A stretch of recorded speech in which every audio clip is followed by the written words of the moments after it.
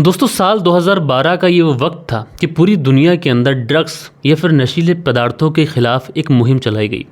यानी जो लोग जिस तरीके का काम करते हैं, जो लोग इस तरीके के पदार्थ को बेचते हैं, जो लोग इस तरीके के पदार्थ को लेते हैं, उन्हें पकड़ना चाहिए और उनको जेल के अंदर भेजना चाहिए। और इस पूरे कार्यक्रम में, इस पूरी मुहिम के अंदर जो देश सबसे ज़्यादा बढ़ चढ़ कर हिस्सा ले रहा था वो देश था अमेरिका।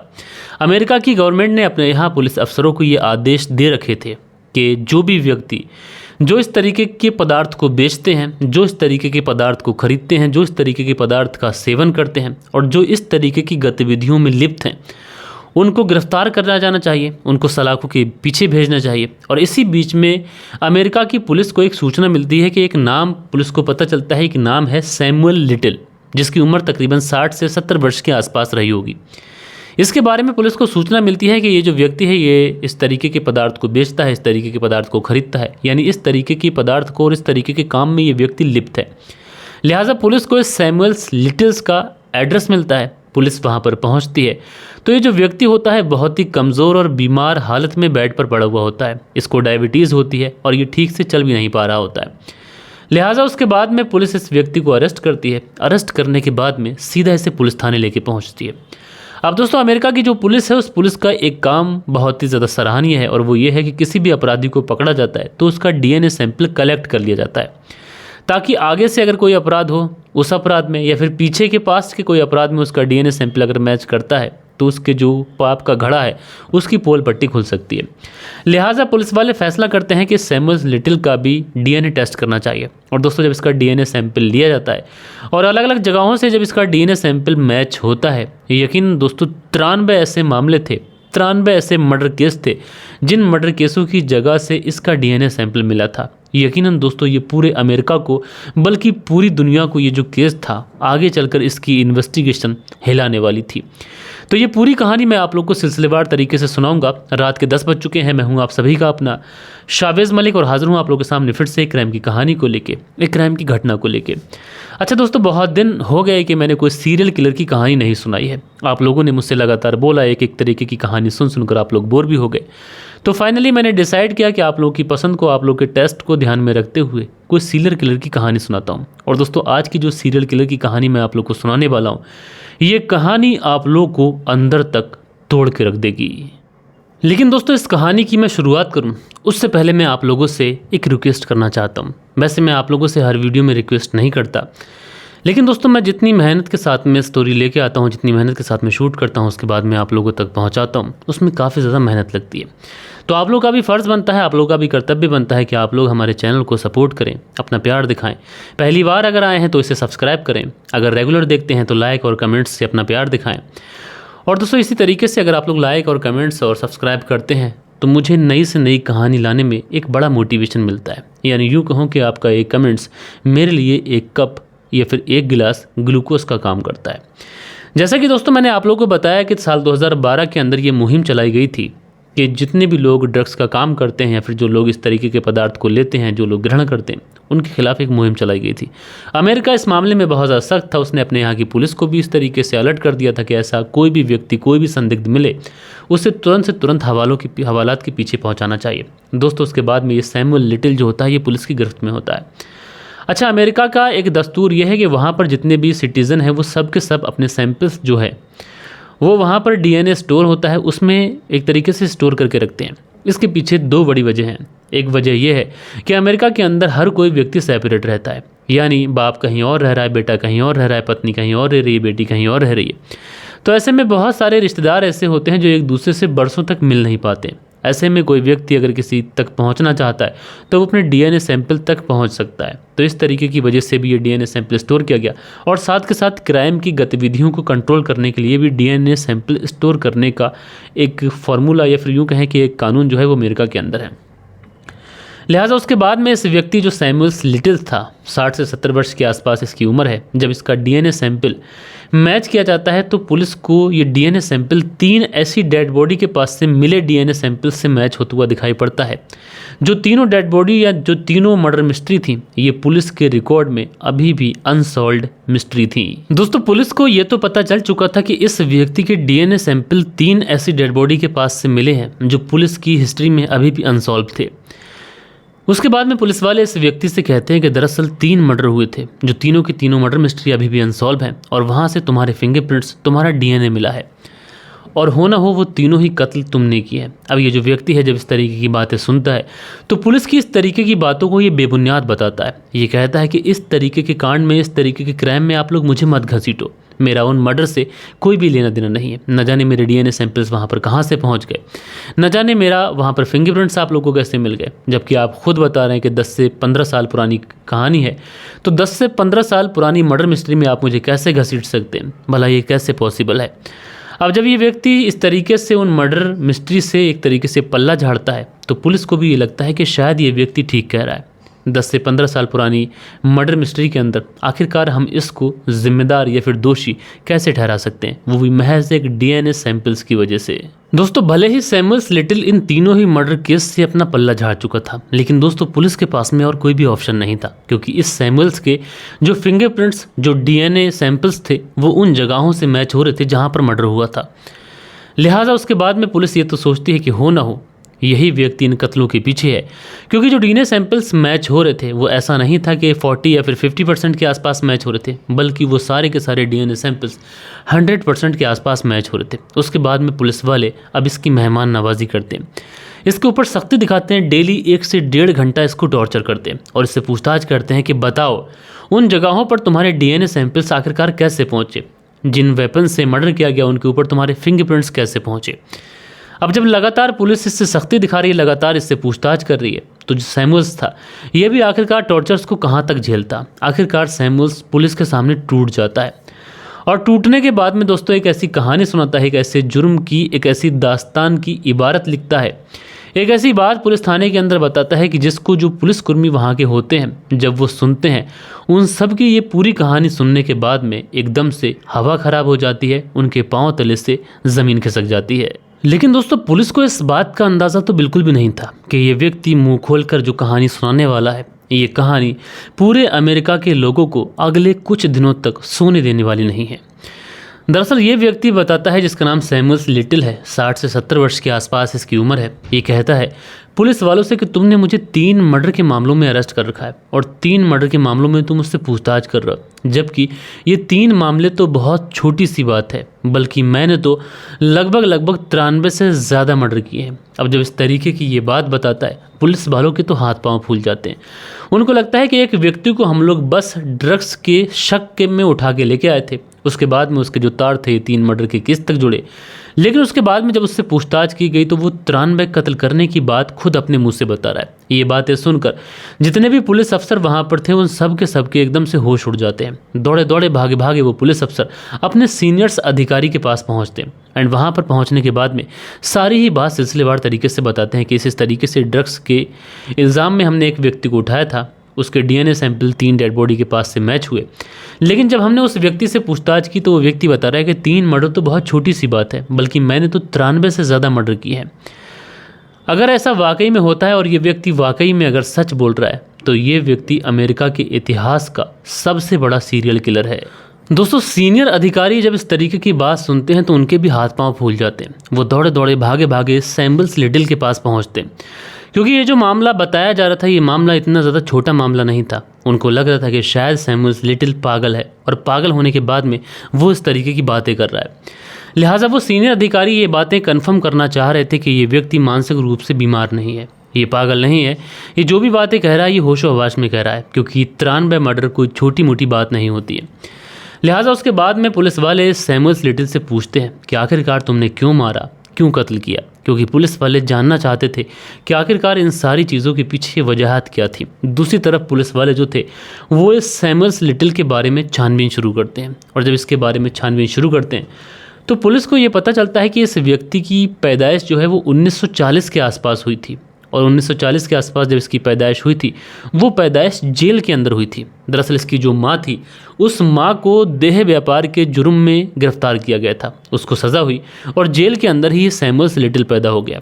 कुछ समय के बाद में वो जो माँ थी वो अपनी ज़मानत कराकर बाहर चली जाती है, लेकिन इस बच्चे की कस्टडी लेने से वो इनकार कर देती है। वो कहती है कि मैं देह व्यापार से जुड़ी हुई महिला हूँ और मुझे जेल में डाला गया, जिसके नतीजे में ये बच्चा पैदा हुआ है। तो भला मैं इसकी कस्टडी कैसे ले सकती हूँ, मैं इसकी परवरिश कैसे कर सकती हूँ। और उसके बाद में वो जो महिला थी वो चली जाती है।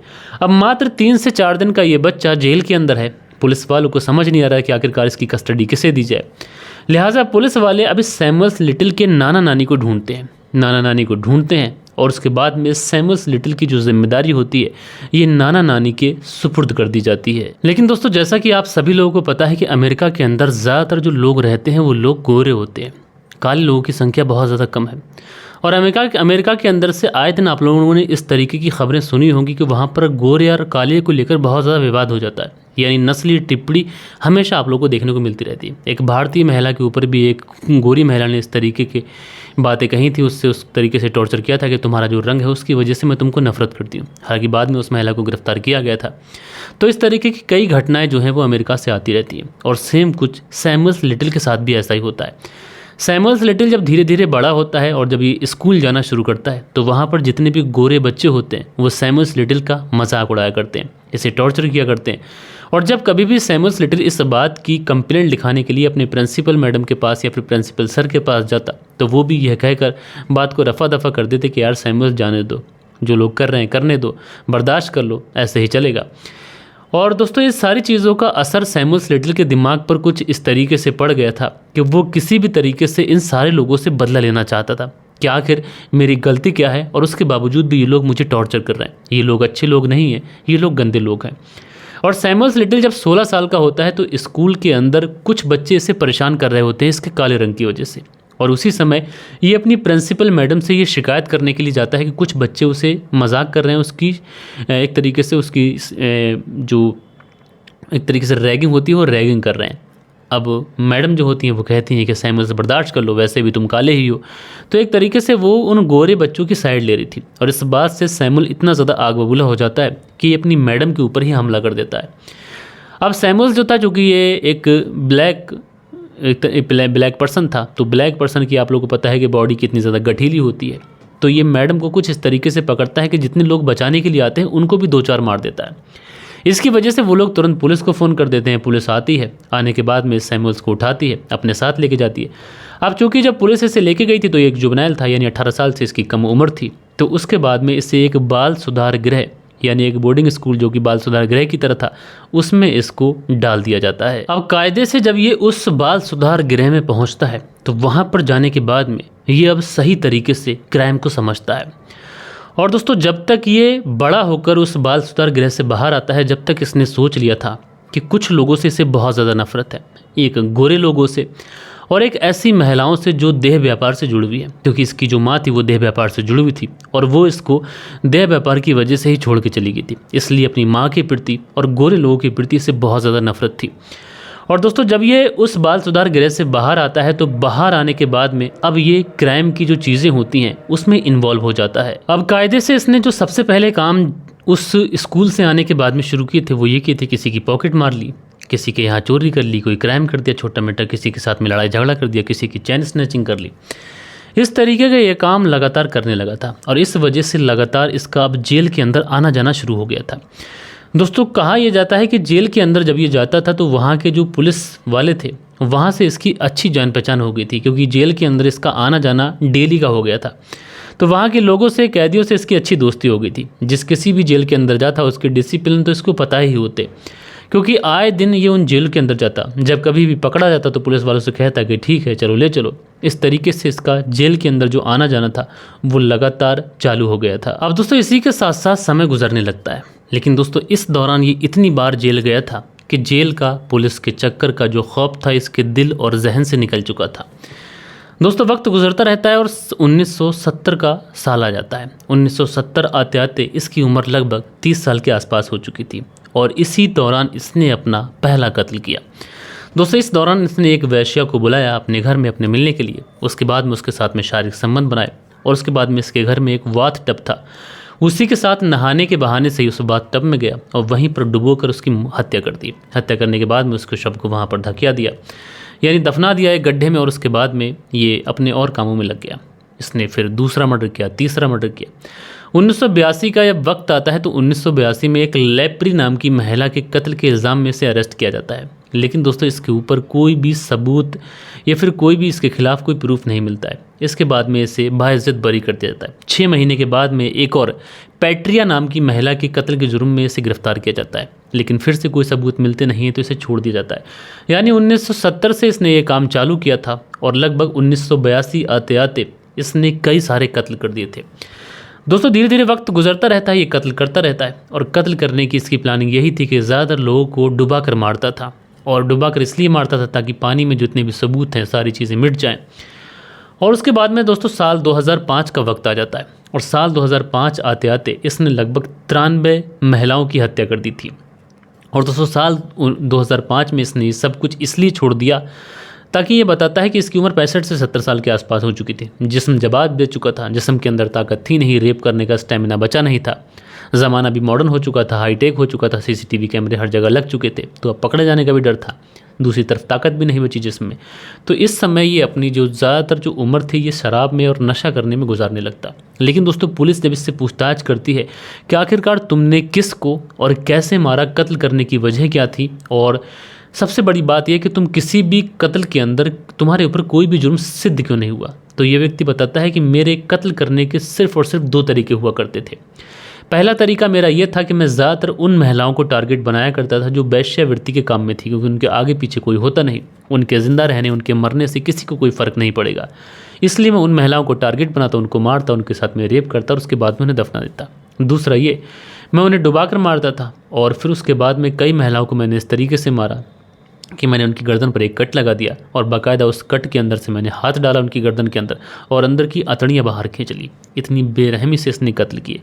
बहरहाल दोस्तों जब पुलिस ने इस पूरे केस का खुलासा किया और मामला जब कोर्ट में पहुंचा तो इस व्यक्ति को साल 2018 आते आते इसके ऊपर 3 ऐसे मामले थे हत्याओं के जिसमें ये दोषी पाया गया था। इसमें से 3 बार उम्र कैद की सज़ा सुनाई जाती है, लेकिन फिर ये कोर्ट में अपील करता है और अपील करने के बाद में कहता है कि इसे महज 3 मामलों में सज़ा दी गई है, जबकि इसने 93 मामलों में इस तरीके की चीज़ें की हैं। उसके बाद में साल 2020 आते आते इस पर 60 मामले दर्ज हो जाते हैं और 60 मामलों में ये दोषी पाया जाता है, अलग अलग मामलों में इसे उम्र कैद की सज़ा सुनाई जाती है। लेकिन दोस्तों उसी दौरान कोरोना के समय 25 दिसंबर साल 2020 को कोरोना की वजह से या फिर किसी बीमारी की वजह से हॉस्पिटल में पूरा दिन तड़प तड़प कर एड़ियाँ रगड़ रगड़ कर इस व्यक्ति की मौत हो जाती है। दोस्तों ये एक ऐसा सीरियल किलर था, जब इसकी पूरी घटना का खुलासा हुआ तो पूरे अमेरिका के अंदर, ना कि अमेरिका के अंदर बल्कि पूरी दुनिया के अंदर इस सीरियल किलर की चर्चा हो रही थी। आप लोग आज की इस कहानी को किस तरीके से देखते हैं अपनी राय नीचे कमेंट्स बॉक्स में बताएगा। बाकी दोस्तों कल के दिन आप लोग के जो भी कुछ कमेंट्स हैं वक्त होता है कि आप लोग के कमेंट्स पढ़ लिए जाएँ।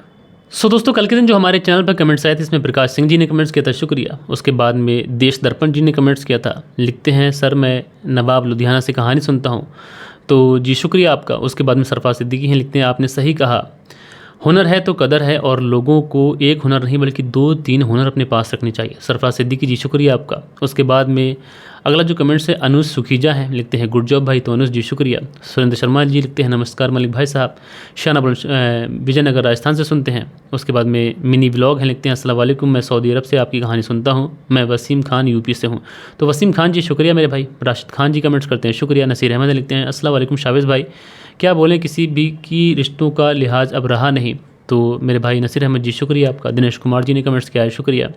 आशीष कुमार जी ने कमेंट्स किया है, शुक्रिया। धीरज सिंह है, लिखते हैं भैया राम राम जी, तो धीरज सिंह जी शुक्रिया। दिनेश कुमार जी लिखते हैं आपका अंदाज़ बहुत बढ़िया है। दिनेश कुमार की वाइफ भी हमारी कहानी पसंद करती हैं, लिखते हैं तो बहुत शुक्रिया। मोबाइल टेक्निक करके हैं, लिखते हैं आपकी हर वीडियो में देखता हूँ और मैं बहुत ही अच्छे से एक्सप्लेन करते हैं आप, तो शुक्रिया मेरे भाई। मोहम्मद अहमद लिखते हैं अस्सलाम वालेकुम भाई, तो मोहम्मद अहमद जी शुक्रिया आपका। उसके बाद में कटबा प्रदीप जी कमेंट्स करते हैं, शुक्रिया। मनदीप वर्मा की जो पत्नी है जिनका नाम प्रदीप वर्मा है वो कमेंट्स करती हैं, पंजाब जालंधर से कहानी सुनती हैं, शुक्रिया। उसके बाद में नुमिता अली करके मुमताज़ अली है नुमताज, और ये लिखते हैं बहुत अच्छा लगता है सर, मैं सऊदी से आपकी कहानी सुनता हूँ। उसके बाद में मोहम्मद सैयद कमेंट्स करते हैं, शुक्रिया। उसके बाद में हरियाणा है, लिखते हैं भाई जी नमस्कार, मैं नरेश फ्रॉम हरियाणा से कहानी सुनते हैं, शुक्रिया। मोहम्मद रियाज जो बिहार के हैं ओमान से हमारी कहानी सुनते हैं, सरफराज सिद्दीकी की कहानी सुनते हैं, शुक्रिया, दोहा कतर से। उसके बाद में शाकिब फरहान जी कमेंट्स करते हैं, माजिद अंसारी जी कहानी सुनते हैं, सज्जाद जी कहानी सुनते हैं और लिखते हैं मलिक भाई आपकी स्टोरी बहुत अच्छी रहती है, शुक्रिया। प्रियंका सिंह है, लिखते हैं कहानी अच्छी है, आप हमें ऐसे ही कहानी सुनाते रहें और मेरे हस्बैंड रूपेश सिंह रोज़ ही आपकी कहानी सुनते हैं, तो प्रियंका सिंह जी बहन आपके जो पति रूपेश सिंह हैं उनका भी बहुत बहुत शुक्रिया। मंसूरी भाईजान जी कमेंट्स करते हैं, कहानी सुनते हैं, शुक्रिया। शरियन शर्मा जी कहानी सुनते हैं, बहुत शुक्रिया। दिनेश कुमार जी कहानी सुनते हैं, बहुत शुक्रिया। उसके बाद में अस्सलाम वालेकुम, मैं आपकी वीडियो सऊदी अरब से देखता हूँ, मेरा नाम इमाम शेख है। तो इमाम शेख जी आपका शुक्रिया। मंसूरी भाईजान जी प्यारा सा कमेंट्स करते हैं, शुक्रिया। सालिम अंसारी जी कमेंट्स करते हैं, शुक्रिया। रिजवान अंसारी जी कमेंट्स करते हैं, शुक्रिया। राम कुमार हैं, लिखते हैं सुपर कहानी है भाई, बहुत बहुत शुक्रिया। इदरीस खान कमेंट्स करते हैं, शुक्रिया। मंसूरी भाईजान जी कमेंट्स करते हैं, बहुत बहुत शुक्रिया। प्रियंका सिंह हैं, लिखती हैं भैया आज के इस कलयुग में कुछ भी हो सकता है। तो प्रियंका सिंह जी शुक्रिया आपका। तौसीफ़ जी हैं, लिखते हैं करनाकाटा बिजनौर से सुनता हूँ, बहुत शुक्रिया। सुनते आगे जी श्याना बुलंदशहर से कहानी सुनते हैं, बहुत शुक्रिया। भीम मौर्य हैं, लिखते हैं भाई लगता है कलयुग चरम पर है। तो भीम मौर्य जी आपका शुक्रिया। सिद्दीक अहमद हैं, लिखते हैं रेनू सुल्त्यागी के मैसेज को देखकर ऐसा लगता है कि हम सब मलिक के साथ बैठकर उस कहानी को सुन रहे हैं। तो सिद्दीक अहमद जी मेरे भाई, बहुत बहुत शुक्रिया आपका। उसके बाद में अगला कमेंट हेम प्रकाश जी का है, लिखते हैं मैं हेम प्रकाश नर्दई ज़िला कासगंज से हूँ और आपकी कहानी और आपकी वीडियोस को अहमदाबाद से देखता हूँ, बहुत शुक्रिया। म्यूज़िक करके हैं, लिखते हैं फर्स्ट कमेंट। तो फर्स्ट कमेंट वाले भैया आपका बहुत शुक्रिया। मेरा नाम भी ले लेना। तो इन्होंने नाम नहीं लिखा है, इनका नाम जो यहाँ पे दिखाई पड़ रहा है म्यूज़िक करके है और इनका नाम वीर पेन करके ऐसे कुछ दिखाई, तो लिख दिया करें नाम थोड़ा सा पढ़ लें में, क्योंकि आईडी पे गलत सलत होता है तो समझ में नहीं आता। दिनेश कुमार जी, मंसूरी भाईजान, सरफराज सिद्दीकी, ये सब कमेंट्स करते हैं। सरफराज सिद्दीकी दोहा कतर से कहानी सुनते हैं। सो दोस्तों ये कुछ प्यारे प्यारे कमेंट्स थे जो कल के दिन आप लोगों ने किए थे। आशा करता हूँ कि जो आज की कहानी है ये आप लोगों को ज़रूर से ज़रूर पसंद आई होगी। कहानी पसंद आई हो तो एक लाइक करिएगा, दोस्तों और मित्रों से ज़रूर शेयर करिएगा। बाकी दोस्तों मिलते हैं कल के दिन किसी और स्टोरी के साथ में। जब तक के लिए अपना ख्याल रखें, देश का ख्याल रखें, परिवार के रिश्तों की अहमियत को समझें। जय हिंद, जय भारत।